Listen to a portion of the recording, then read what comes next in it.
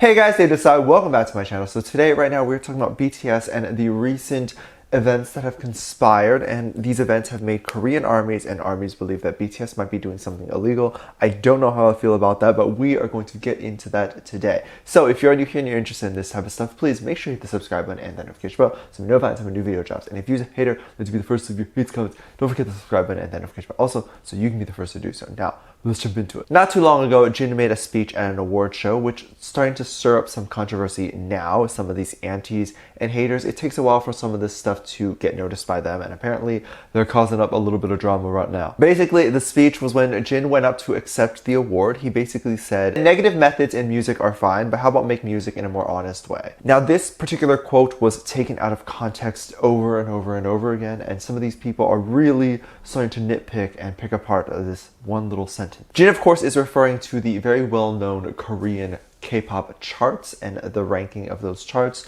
So if you didn't know, singers get to rank on those charts, and basically the most sold, the most bought song of that day, week, whatever, ranks on like the top 10 of these Korean charts. And it's not hard to rank on these charts because you only have to get like 1,000 or 2,000 sales to get to #1 for that day. So it's not too difficult. Now, I do have to provide a bit of context to this as to why people are saying the things that they're saying and what this quote can mean in their perspective. Now, if you didn't know, there's almost like two sides to every music industry. One is like the honest way of making an album, selling it, it's selling really well, and then it topping the charts. And then there's the kind of fraudulent, very illegal way, which is if a song drops or an album drops, they have these like streaming factories where it's just rows and rows and rows of phones, and they would just constantly stream the album, the song, whatever it is, and then it eventually get to the top charts. Those same people would also buy 10,000 copies of that album so that that album will rank on the top #1. And then there are people who just blatantly purchase the top spot on the chart, in which case they go up to the chart owner, whoever it is, and say, I want #1.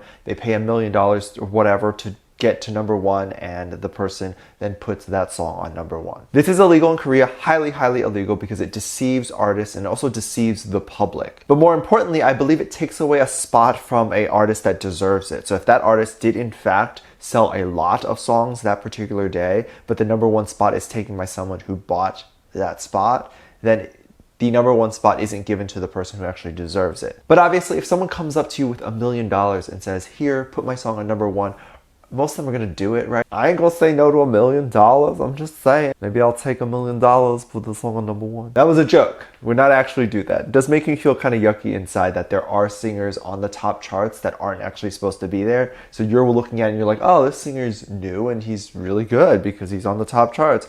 But in reality, it was fake. Now, if it was only like 1 or 2 spots taken in the top 10 charts in a very illegal way, it wouldn't be that bad. But it's usually multiple spots taken in this illegal way on the top charts. So there are people who line up the charts, that's what it's called, in a very legal way, such as if you have an album full of 10 songs, you can have your fans buy every single song individually, and then they would end up being in the top 10. Now, back to the speech, armies were kind of taking this out of context just a little bit. Basically, Jin was insinuating that it was okay to purchase a spot on the top 10 and that it was perfectly fine to do that. People were also saying that Jin was insinuating that lining up the charts and having your fans do so is also a very unfair and bad practice and a not honest way. While knowing Jin can kind of stumble his words and not exactly articulate what he's saying very clearly, I don't think that that is what he meant at all. BTS is not unfamiliar with the idea of having the charts line up with their songs. I mean, this happened several occasions every time they drop an album. Because armies are amazing, okay? We put in the work to get it up there. Now, having that done or having the fandom do that is not the same as having a song illegally bought up there. Because if you take those top 10 spots,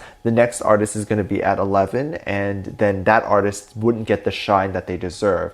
When usually as a song drops, it should just be that one song, and then the next song should be other artists. I think what Jin was saying was that it's unfair for up-and-coming artists, as it's harder for them to get ranked on the charts when all the entire charts is filled with this one artist's song. And I think this is where Jin's coming from, because they did accept a Best Artist award and they're talking about their struggles as an up-and-coming artist. So I would imagine that BTS had to struggle a lot with this as they were up and coming, as like it was difficult for them to get into the top 10. Upcoming artists almost have to work twice as hard to get similar recognition just because they're not known yet. But I mean, I feel like BTS are still up-and-coming artists. I mean, did you see what happened with them at the Grammy? Jesus, don't get me started. I believe that's what he was saying, just not in a very articulate way, because sometimes people can stumble with words, and he seemed like he maybe was a bit nervous. Antis and haters should not be taking this sentence out of context and really picking it apart, because this is not what he means at all. I don't think in any way BTS has bought their way to the top. I don't think Jin was saying that BTS has bought their way to the top and that's why they're okay with it. That was not what he was saying at all. So let me know how you feel about this. I'm very curious to hear your thoughts. Drop it down in the comment section and down below.